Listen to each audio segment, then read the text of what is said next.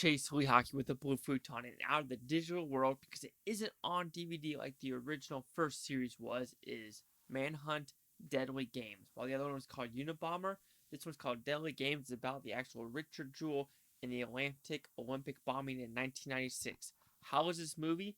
Is it necessary? TV series, whatever you want to call it, because, Clint Eastwood just did the Richard Jewell movie anyway, so...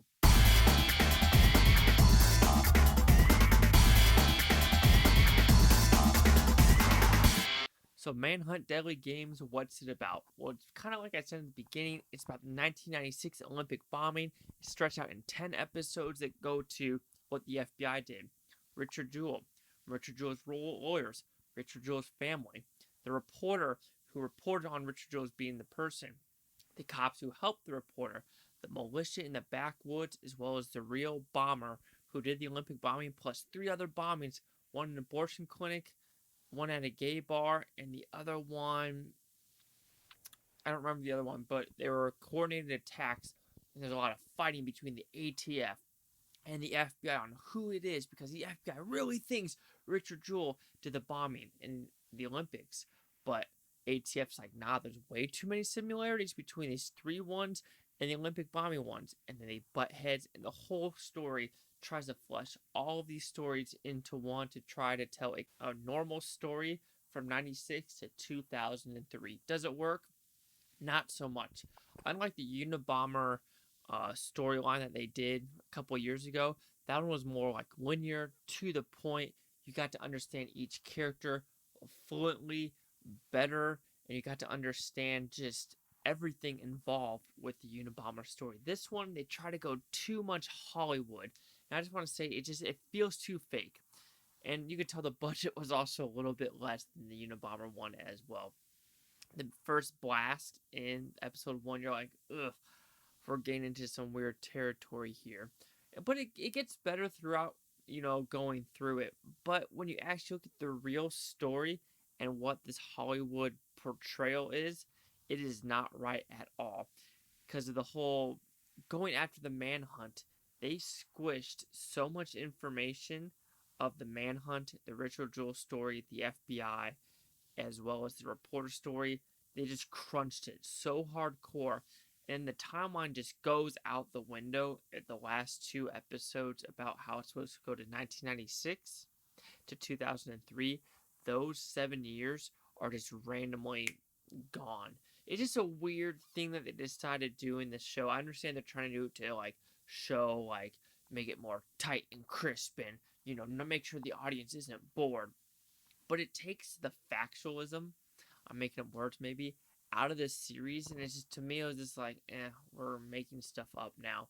And the whole malicious storyline, I don't know what the producer's trying to go for, because they kept showing the "Don't Try Me" flag way too much in the environment we're in. So I'm like, what are you guys trying to say with that flag? Are you trying to do something? Are you trying to say something about that flag and militias and everything like that?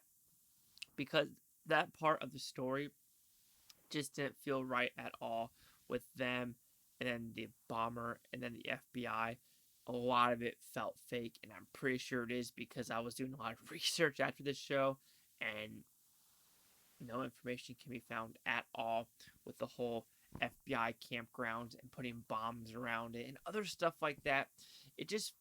It felt flat and just felt so fake, and it took me out of the story, which is a bummer, because I want to get to know Richard Jewell. I want to know why the bomber did it. I want to know what the bomber's family actually thought of him. Because there's also one scene with the brother. Is that true? I'll just say it's with the arm. And I'm like, is that true? Because I couldn't find no information about it. Maybe I wasn't Googling strong words and keywords and phrases into the Google search bar, but I don't know. Like I said, a lot of stuff, they just felt like they pushed it for an agenda and not for the actual story. So, Manhunt Deadly Games, it is a serviceable storyline, which ATF storyline shines. The FBI storyline kind of shines. The militia storyline, The Richard Jewell storyline is okay. They don't really go into the lawyer.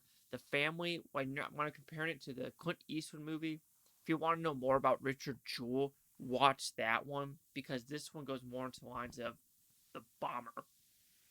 And while Clint Eastwood focuses on that 3-month period of the reporter, FBI, Richard Jewell, this series goes to like ATF, 7-year time span that goes nowhere. And it does at the very end tie into the Manhunt original series, which I did appreciate that, but I just wish the budget was better, the story was better, and was just fleshed out a little bit better.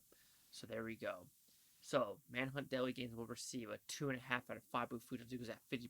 So, the correction scores gave this one. So, Manhunt Daily Games, according to Rotten Tomato, is there's 4 critics, no critic consensus, and then the audience scores is 70% with 83 of them. When I scroll down, they're all 4 positives.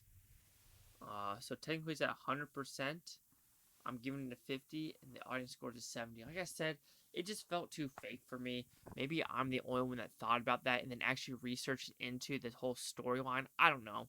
I just wish it was just beefier with more facts. I mean, that's what I'm going to say. So do you agree with the 100%, the 70, or the 50? Chase out the Blue Futon, like, comment, subscribe. All other things, Futon, Toby, Futonians. Thanks for watching. Have a great day. Peace and love, peace and love. Sorry if I'm not getting these out sooner than later. Sooner than normal, sooner than later. I don't know, guys. Let's just continue going. Oh.